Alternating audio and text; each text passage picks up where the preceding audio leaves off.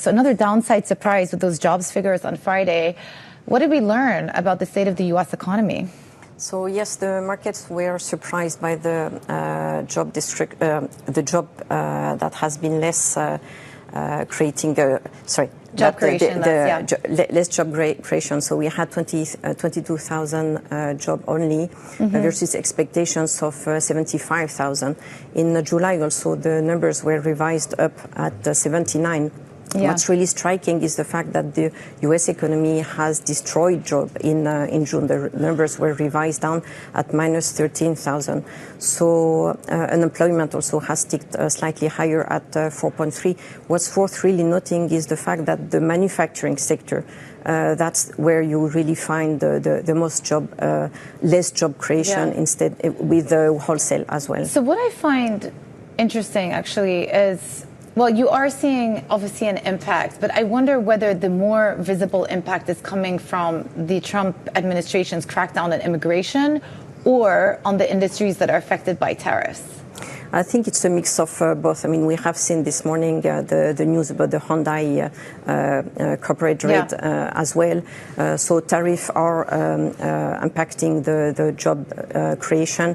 Companies are cutting their expectations in terms of hiring because they have lots of uncertainty. I think uncertainty is the worst that you can have on the U.S. economy.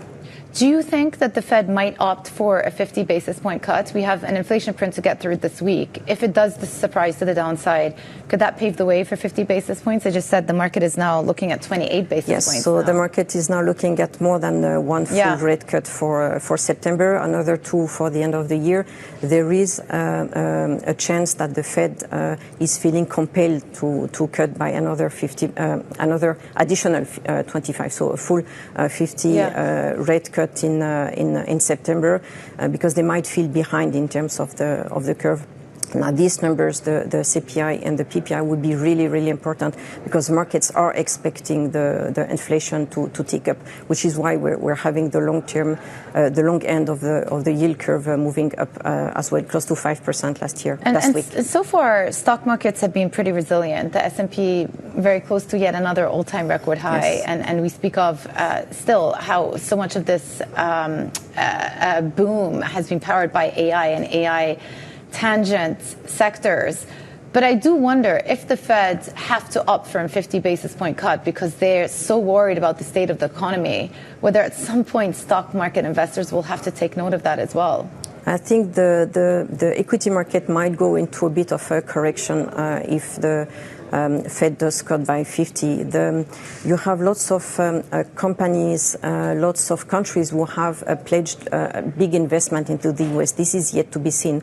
So the whole of the equity market is moved by these tech companies. So are they going to have enough profits to really move the market up?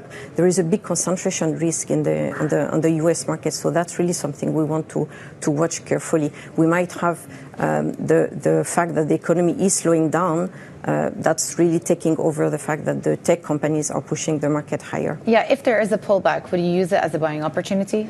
Yes, that's an opportunity we will use to reposition our portfolio. We have gone with lots of cash now in our portfolio. We have been hedging in our portfolio as well since the month of March, expecting some kind of correction coming. The valuation are very high on the U.S. market. What's the house view on the U.S. dollar? It just can't seem to get a bid here. And yet again, on the weak payroll print, we also had another leg down in the USD. What turns this around? So the US dollar is really pushed lower by the loss of confidence in the US institutions in general. So obviously you have the Fed threats by Trump. That's very annoying, very puzzling for all the watchers. You have also the potential on the labor institution, also with the labor data that's going to be. Are they going to be really independently released, or are we going to have some loss of confidence also? All of this is pushing the dollar lower, and also this loss of confidence in the U.S. economy is pushing the gold higher. We have seen the gold going over 3,500, and that's becoming a new support now.